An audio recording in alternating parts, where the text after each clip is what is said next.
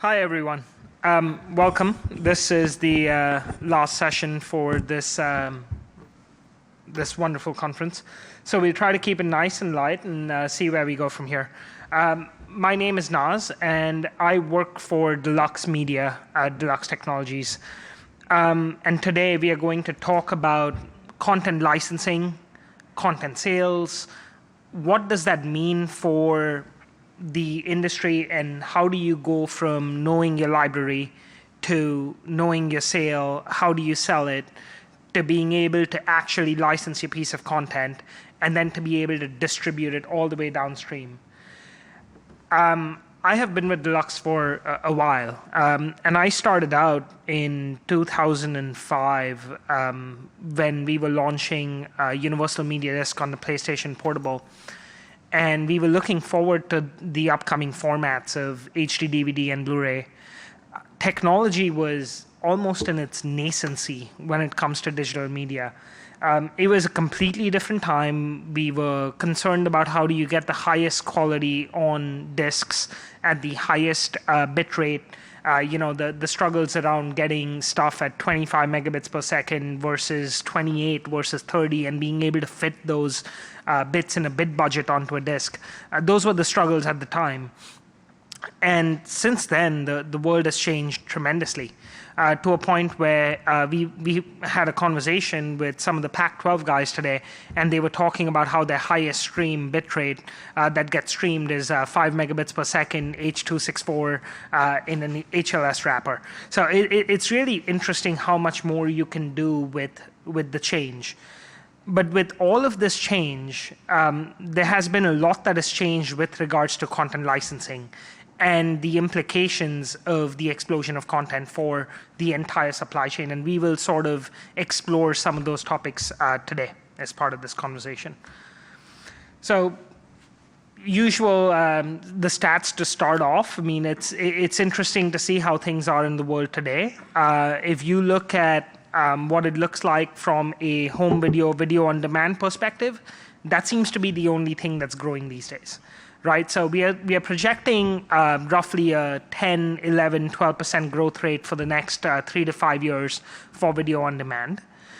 If you look at home box office, that's really only growing outside the US. The US seems to be declining a little bit year over year. If you look at where we are with China is really pushing the envelope when it comes to box office and international box office theatrical releases. China is growing at a rate of roughly 12, 13% every year. And then there's a lot of growth in the box office other than China, but it roughly averages out around 5%. Lots of new competitors, lots of new entrants into the markets. Technology is getting easier for people and making it easier to produce content, to stitch content together, to figure out how exactly to monetize and showcase and launch different content pipelines. To me, it almost seems like a buildup of a content arsenal. You hear about it all the time from players like Netflix, from Amazon. You talk about how much is being invested. And the main cause for the investment is to build up as much content as you can to try to steal viewership. There are a lot of niche services out there, and it's almost like every week I come across someone new out there. I remember meeting at NAB someone who was launching a streaming service for indie movies called Toho Movies, and someone who was launching a streaming service specifically geared towards the LGBTQ community.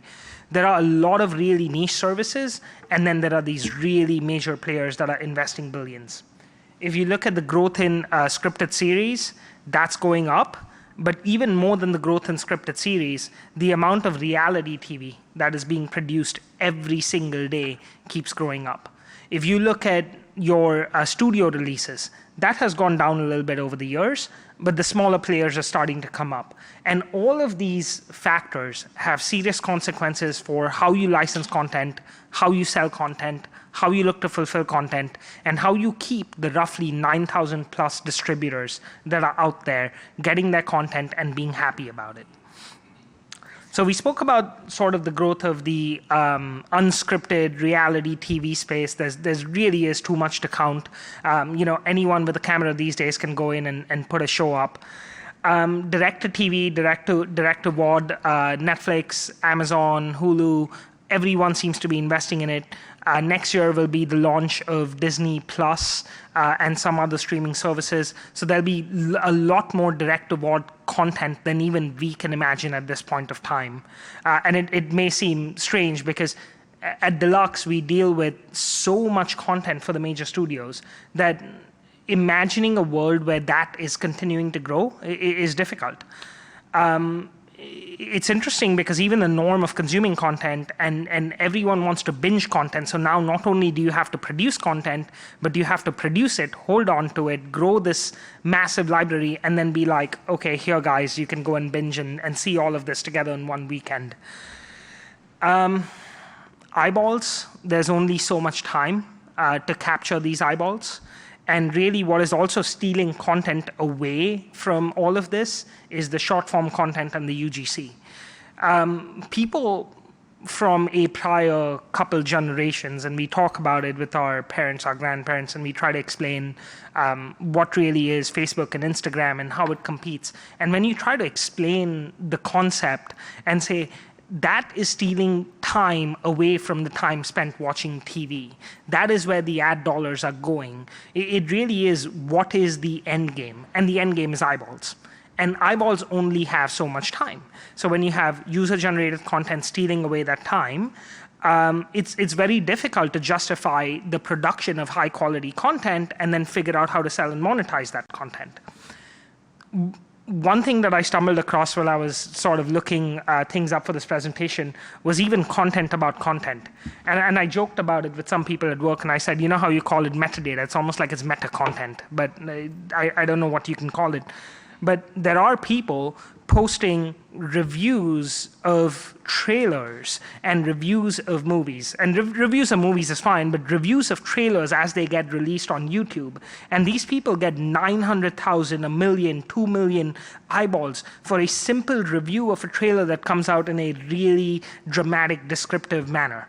And one of the people that came up with his name was Jeremy Jans, and he's a friend of a friend. But it really is so crazy that stuff like that is helping the build-up of this content arsenal. So now that you have this content arsenal, who's consuming it? It's I love this name because it's I want what I want, when I want it, and I want it now generation. It is an instant generation that wants to consume content as is right now at their fingertips whenever they want it. 5 years ago, we would speak about people and say, that person is an early adopter, or that person is digitally averse, or he's an enthusiast. He's trying to be passionate about these things. Today, when we speak about people, I don't know if we realize that the paradigm has completely changed. We say that person is digitally delayed, or that person is unable to keep up with the times. So the tide truly has shifted, and the demographic so far from all of the trend graphs that we've seen at Streaming Media West and other conferences seems to be people above 60, 64, 65 that can't seem to transition into the next category, which is transitioning from the digitally delayed to the digitally present. A constant struggle among younger people or people who work in the industry is constantly having to answer phone calls from your grandparents or your in-laws saying, how do I get this to work? And I am no different. This generation is used to consuming content everywhere, anywhere, whenever they want it. On the phone, sure. And then as I'm walking around the kitchen making my breakfast, looking at it on the phone, I go sit down on my computer. I want to pick up right where I left off on the computer or put on my TV. I want to be able to buy it. I want to be able to rent it. I want to be able to stream it, subscribe to it. Sometimes I want it in UHD HDR if I'm watching it in my den, or sometimes I don't really care and I'm in the garage and I want to watch it on a lower res TV.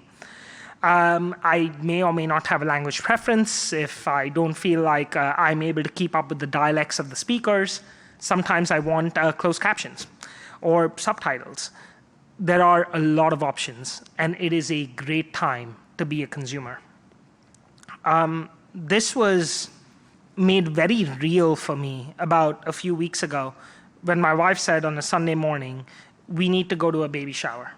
And I am an avid soccer fan, and I watch every soccer game in the morning. I wake up at 4 a.m. and I'm watching all the way into the afternoon.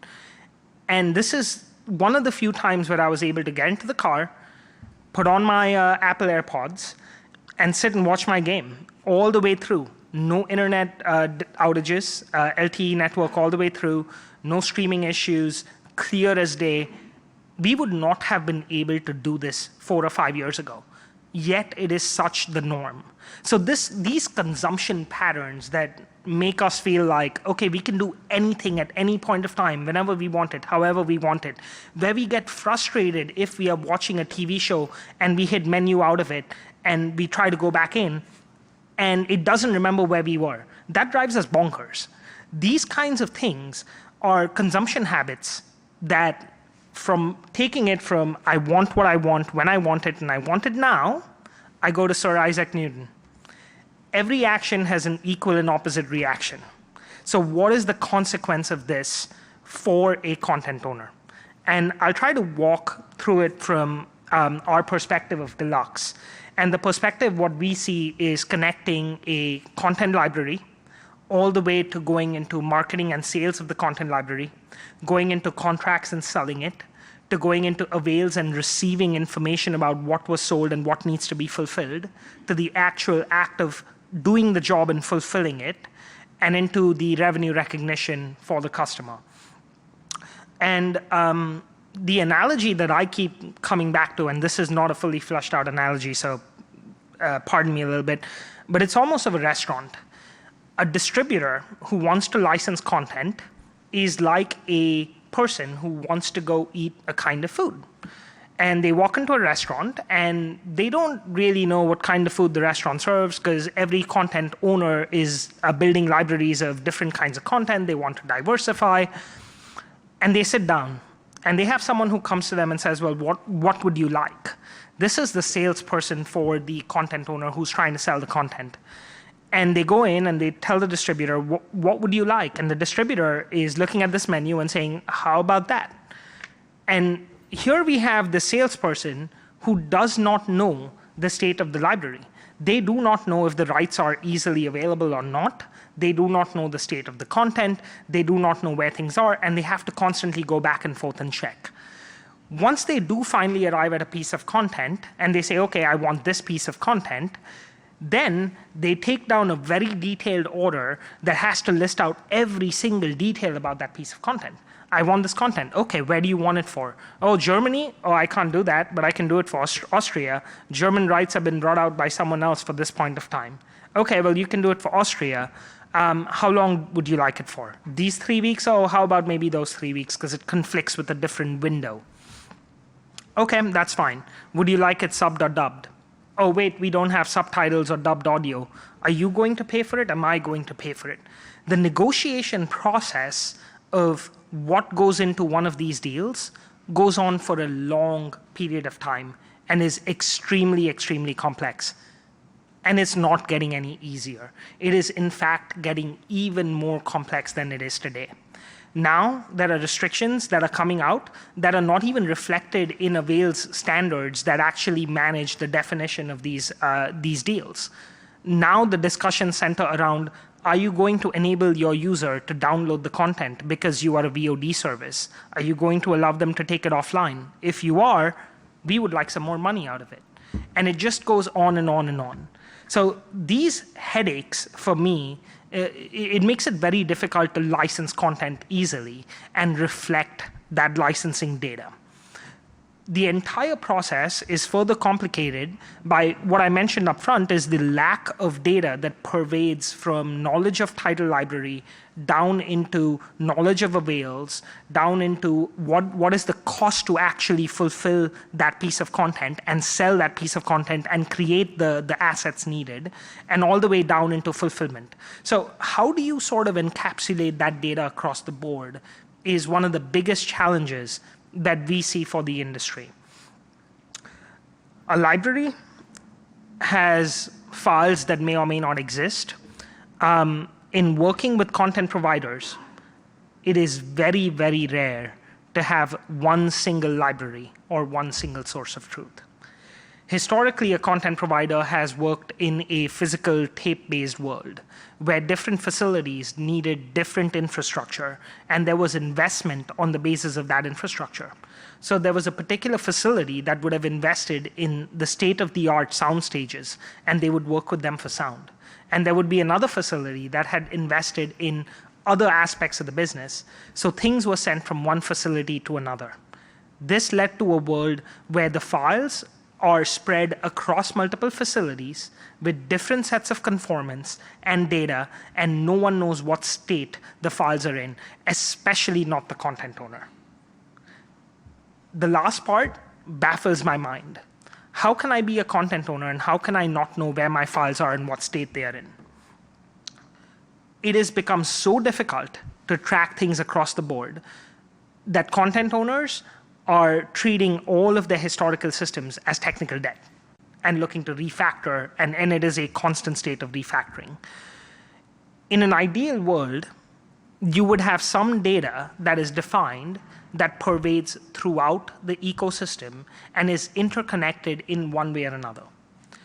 Well, thankfully, the one thing that is helping us as we move into this new era is the cloud. As people move into the cloud is forming the central place where assets can reside, where data can traverse across content owners, across vendors, and form that single source of truth that is important. One thing I wanted to hit on is standards. That has always been an issue for the industry, is being able to know what is a deliverable, what format does it need to get delivered in. At Deluxe, we deliver to over 9,000 distributors across the globe. I would say probably around 30% can be lumped into ProRes deliveries, but even within that ProRes, there's file naming conventions, there's metadata conventions, packaging conventions that really make it non-standard. So there really is no standard. And it makes it really hard in some cases for a distributor because a distributor wants something easy and something quick, but at the same time, they have to conform things into where they are. We are hoping that some of the elements that have come up with the cloud, being able to receive files, being able to transcode cheaply, spin up 10,000 transcoders at the snap of a finger, these are things that will hopefully help as we move along. What does it take to sell content these days? It's such a crowded marketplace that everyone has content that they are trying to sell. It really, in some ways, is betting on different content. The story of La La Land is a very interesting one. They tried to sell the movie and make it for 6 years. They were told no from various content producers, and they were told it's too different. It is something that definitely does not have a market, and they did not expect people to go see it. And they tried really hard, and when it did, it succeeded. It ended up with 6 Academy Awards. It's one for every year that they spent trying to sell the movie. But taking bets on different content and knowing what kind of different content is very difficult for content owners. That will change over the next few years as they continue to see places like Netflix, like Hulu, pick up shows that have failed in traditional models, create their own shows, look at metadata, look at where their audience viewership dropped off, look at what the audience wants, and then make sure that you are creating things that stand out and creating things that are relevant to the audience. Data is the only thing that can help the content producer. Leveraging all your content. even extremely niche titles. There are some libraries with really, really good titles. You want to find the right buyer for the right title and sell it. It seems simple, but it's very difficult for a big content owner to find the niche titles and to spend and expend effort of salespeople in going and marketing and selling those titles. Exploit all your windows, geographies, languages, sell, sell, sell. India has over 230 dialects, as I know, and you can sell it and you can slice and dice your rights every way possible, but you must do so in a managed and structured way that is your structured way, that you know, that you understand, and you fall within your structure so that you are not making it difficult for yourself to track it outside of your structure that you've created. Sometimes if you do try to sell things that are outside of your structure, the puzzle that we see for the content owner, it changes, it flips on its head, where now the cost of managing the structure and the cost of transforming the content becomes higher than the value that you are extracting from that sale of that right. Systems that you can trust and aggregating data across the board in the cloud, and definitely avoid human management of Excel files. So I want to go into a few examples of what it is like for some of our content owner clients. It is a constant hustle. It's being at MIPCOM, being at MIPTV, being at NatP, being out there constantly talking to people, constantly trying to sell your content, setting the right incentives for their sales teams, tracking metrics about their sales teams. How many people are you speaking to? How many titles have you pushed out? How many sell sheets have you sent out? And really good negotiation skills. Strategies are different whether you are a big player, a smaller player, or a mid-tier player. The bigger players are really good at standing out on their own. I found it fascinating that the concept of bundled deals has been around for a long time because we do have clients that, for example, if you would like to buy Fast and Furious 8 as a distributor, you now have to put the other Fast and Furious titles up there ahead of time, help build up to the release in theatrical markets, and then take it downstream when it is released. But it amazed me that there are 30 Godzilla movies out there. I had no idea. 28 of them are Japanese only. And these beat out the Carry On franchise. Mid-tiers, you have those hits every once in a while, leverage them, build your brand, build your niche, and go sell. And then lower tiers, it's very, very difficult to sell those pieces of content. And it's almost like the industry needs this aggregation system that covers all of this content out there that is difficult to sell. For those of you that have been in the content sales circuit in the past, you literally had to go to shows like MIPCOM, MIPTV, NatP with ginormous books of content. You had probably a book for your comedy shows, a book for your drama shows. You'd hand them off to people. They would flip through it. They would say, oh, this looks like a good piece of content that I would like to acquire. And that was cumbersome, but the rights were really easy. It was like, okay, you have these rights. There you go. Now it's the reverse. It's almost like it's really cumbersome to go through all the pieces of content, but really the rights are that much more complicated than just showcasing your pieces of content. People would go out with printed one-sheets to sell content, pre-curated sizzle reels. So there would be companies creating these 1.5-minute reels. You'd put people in the booth, sit them down. What part did you find interesting? Oh, 1 minute 13 where the monster eats the child. Sure, I can give you that movie. No problem. To the present, where you have customized websites, everyone goes in, they have genre browsers, you can go in, you can browse everything that exists, you can send out targeted recommendations, you can track who is clicking on what recommendation, if someone is liking a particular kind of click, that's wonderful. On-the-go apps, so when you go there, obviously the internet connection is really bad, you want to pre-download content onto an app and showcase it and say, here you go. But what is it moving towards?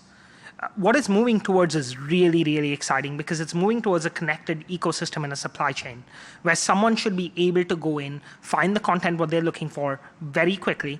So say I am a new distributor looking to launch drama titles in Brazil. I should be able to see it across all content owners and say, show me all the drama titles that are there, that have rights from this date to this date, that are ready for VOD, that are within this price range, that already have Brazilian Portuguese subtitles in the library, so I do not have to pay to create them. It needs to move towards an integrated, simplified ecosystem. converge data with analytics about what kinds of movies have done well in the past and what regions, finding ways to aggregate that data so that as a content distributor, you know what is going to do well or what is not without having that intelligence engine like Netflix has on every single user. And then cloud-based APIs and a seamless interconnection of technology. So as a content owner, my life is difficult. We spoke about this. The first row is everything that I have to do for my content, make it stand out, invest in it, billions and billions of dollars, and keep up with Netflix and Amazon and Hulu. Highly diced windowing, rights management that's difficult, content consolidation, acquisition. You're going to see a lot more people get acquired in the space, and a lot more people, a lot of consolidation among the smaller owners. You're already even seeing it amongst the bigger ones, because it really is the bigger libraries that are going to stand out in the space 4 years from now. More formats, more titles, more endpoints. So I think we went from 9 years ago, 8 years ago, 10 endpoints to 9,000 endpoints, and we are growing at a pretty fast, almost exponential rate. Faster turnarounds, day and date is the norm. It is almost expected to have subtitles ready for a day and date release, and that's a different challenge by itself for those of you that may or may not know the subtitling market. We have to start work probably these days on reels, the second set of picture cut reels, versus in the past you could wait for the movie to be fully locked.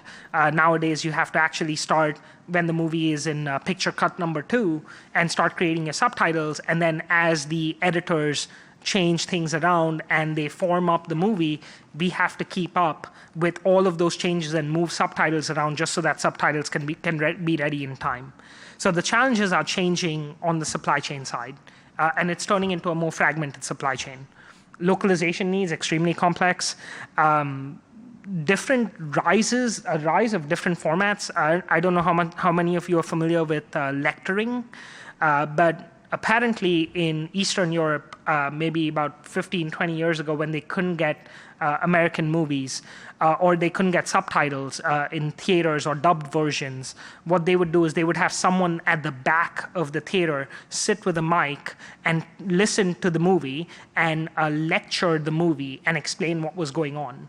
Well, apparently in some Eastern European countries, for us, we found out lecturing is more prevalent than dubbed audio.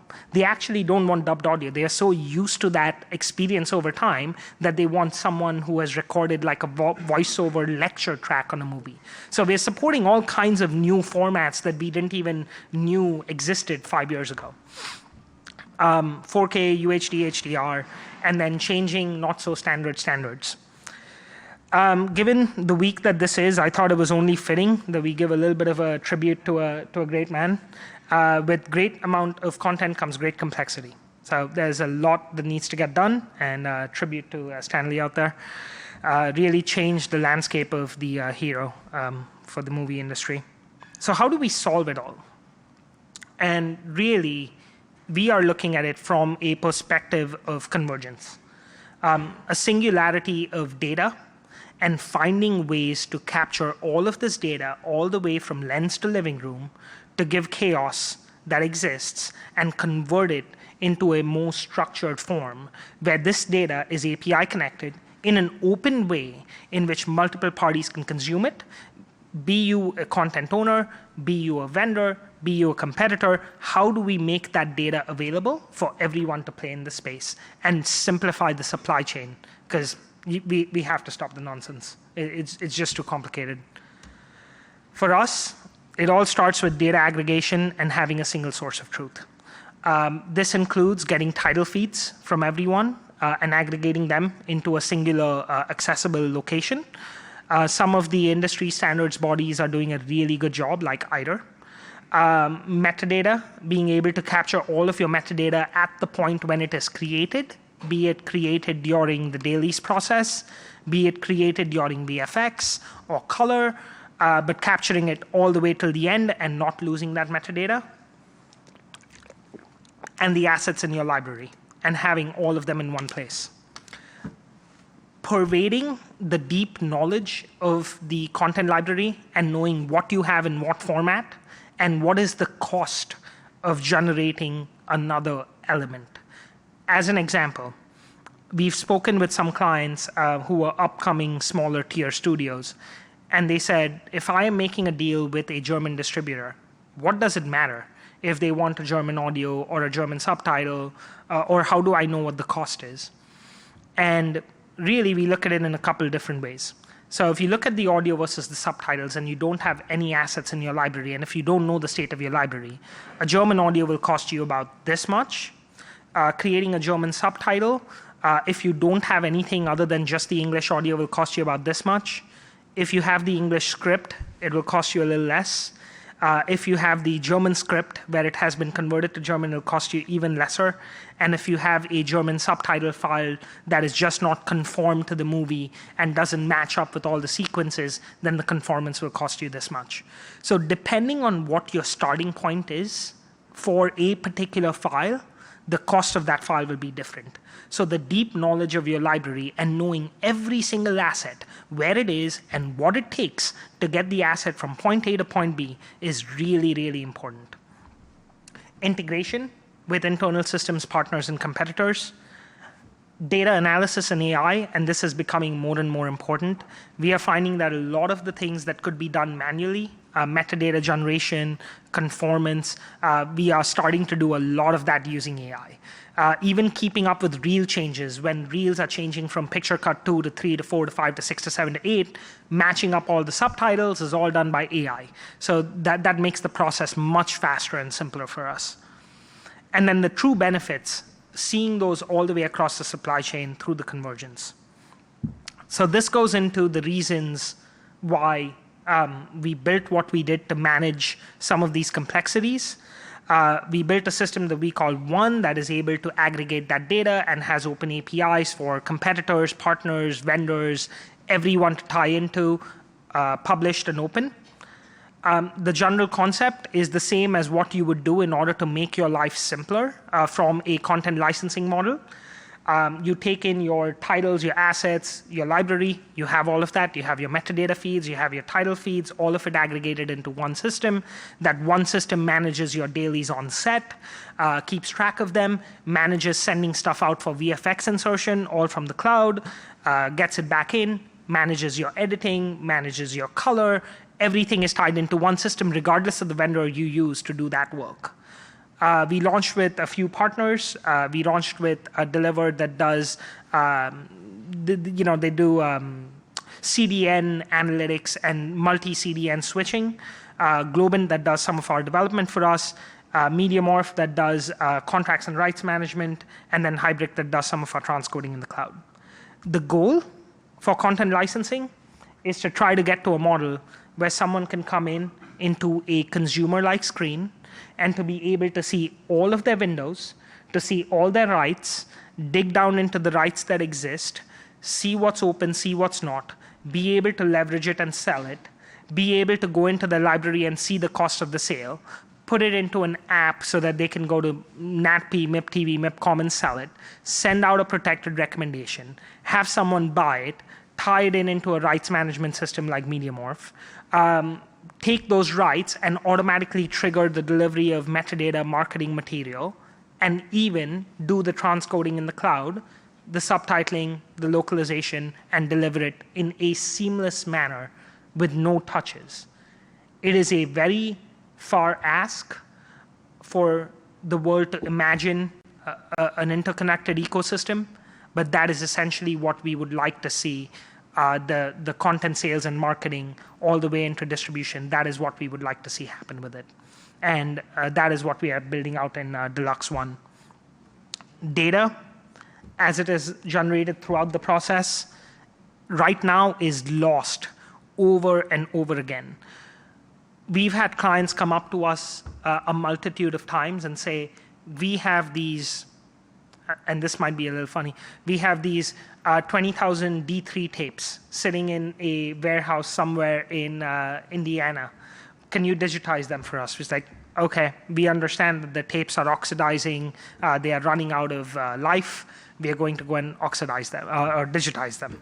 before we oxidize them. So we go ahead and digitize this, and then the next task is, can we go tag all of these events? Can we tie it back to the dailies? And right now we have processes and people going back and doing this. All of this data was generated early on in the life cycle. And to find a way for this interconnected ecosystem to store and maintain the data all the way through is what is key. The way we have approached building the system that makes it possible is by having the system work in multiple layers and be completely cloud-based. So we have it in the cloud. At the bottom, we have all microservices.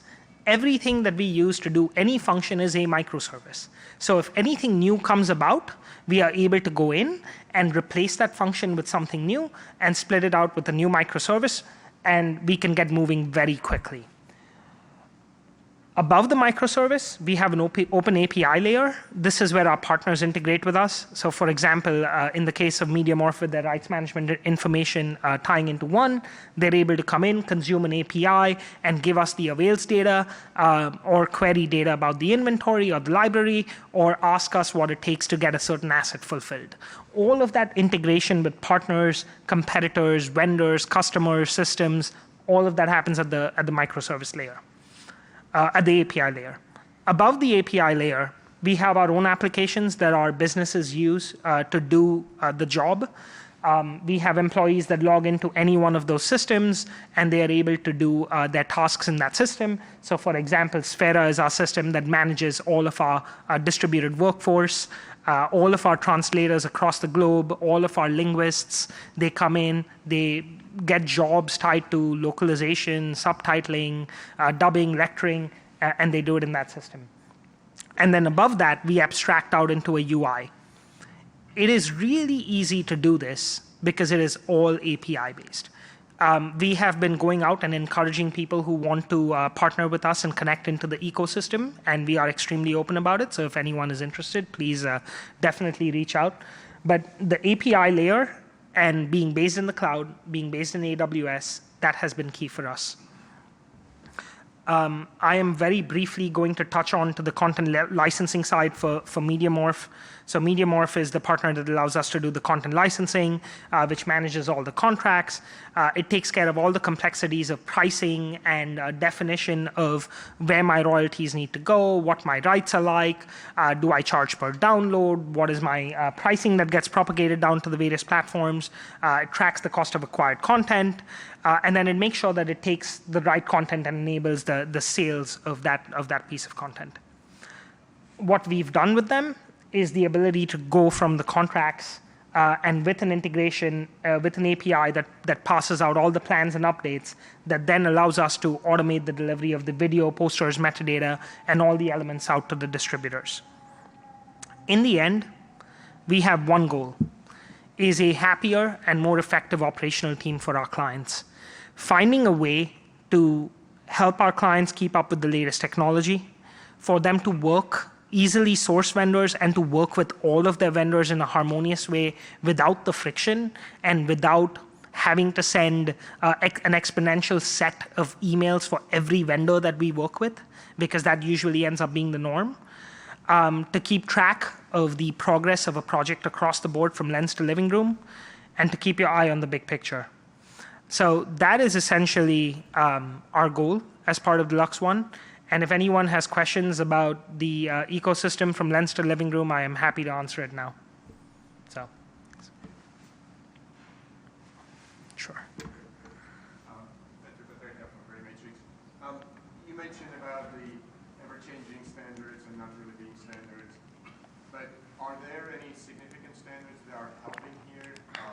IMF as file format, or maybe some of the rights management, is that being standardized? Yeah, so we see that a lot of the rights and avails, like the avails are moving towards an EMA avails standardization from our perspective. The delivery standards are very different. ProRes has almost come in and it took a huge swath of the studios that went on to ProRes. If you look at even within some studios, there are factions. So in some studios, the archival will be done in IMF, but the mastering elements will be in ProRes, but the actual elements that they use for theatrical and send across from facility to facility might still be DPX files. So we are still seeing, even within studios, we are seeing that fragmentation. We think that IMF App 6 with the ProRes elements will change some of that. We are building our entire system to natively support IMF and to be able to map into what we have as our ecosystem with ProRes. So whether you put a ProRes into our system or an IMF, you can put either one of them in and you can extract either one of them out. Any manipulations that you do in the system will actually happen natively in both formats so that you can pull an IMF out. IMF does have some challenges ahead of it. It is very difficult to take a standard so complex and expect a whole bunch of vendors to follow the rules consistently. Some vendors will maintain the UIDs as they should, they will maintain the metadata as they should, but then they will re-render the IMF, which then changes a whole bunch of the data, and you can't reconcile back with the file that you've gotten. We approach that and look at that as one is education. But the second aspect of that is waiting for some of the AI technologies to mature up. We definitely see AI being able to automatically map components of IMF standard files, being able to automatically detect conformance, and to make that entire process more seamless. So that's what we are gravitating towards. Oh, sorry. As far as some of the other sort of integrations, things like watermarking for high-definition content, is that the kind of thing you do? Or is conditional upon licensing content, but maybe at the end of the day, the sales guy just wants the deal and he'll just cave on something else? Yeah, and really for us, with the ecosystem, we rely on our clients to tell us what they need. So we've had clients that have come to us and said, hey, for these kinds of files, we are making deals that require Verimatrix or NextGuard or Nielsen audio watermarking. And we will then incorporate those via API into the platform and support anything that really the clients want. The entire purpose of this ecosystem is if you build it on APIs, we want to do the reverse. We want to make it so that anyone can come in and provide their service and make it easy, because that is the only way we will see true innovation in the industry. Sometimes there are really good standards out there, but they can't take off because you have no place for that standard to be availed from. So we're trying to make it so that you come in with APIs and use that.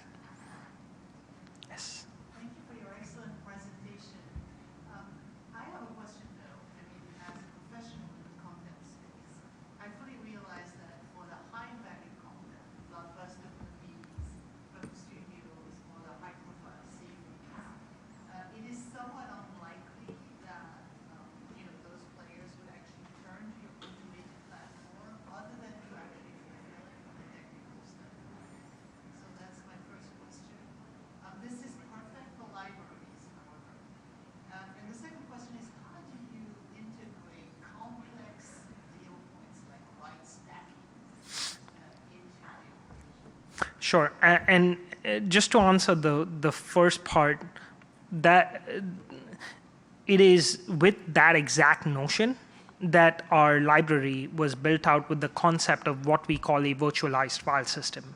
So we do understand that even when it comes to content owners and content processors and even ourselves, there are some things that we all do really well, and then there are some things that we don't. And in the virtual file system, we index files that exist across multiple places. They don't need to be in our ecosystem. So we do understand that people may or may not use the full power of the system, but the goal is to provide them a system with APIs with on-ramps and off-ramps, so that at any point of time you can on-ramp onto us, on-ramp onto another vendor, off-ramp onto the ecosystem.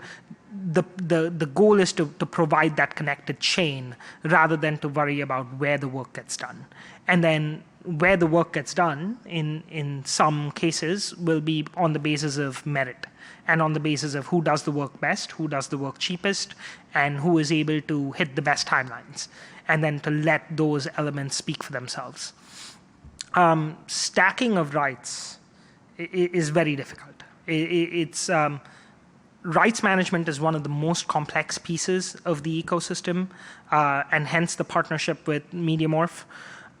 What we do is we try to look at every piece as its own standalone piece, and then you look at the data that comes out of it for fulfillment. So if a rights management system is able to flatten those rights and just tell me that a particular version of a particular movie needs to go here from step A to step B, to some extent you have to trust that rights management system. In the past, if that was done in Excel, which is what was done in the past, there would be a lot of errors. There would be a ton of errors. The good thing is that in today's day and age, it's really easy to send a file out. We can do transcodes in under 3 or 4 minutes and get a file out in under an hour. Or we can send a revocation API to someone who wasn't supposed to have a piece of content. So errors do happen. It is very difficult to keep track of stacking. You do have to trust your upstream systems to provide that data for you and be able to react quickly.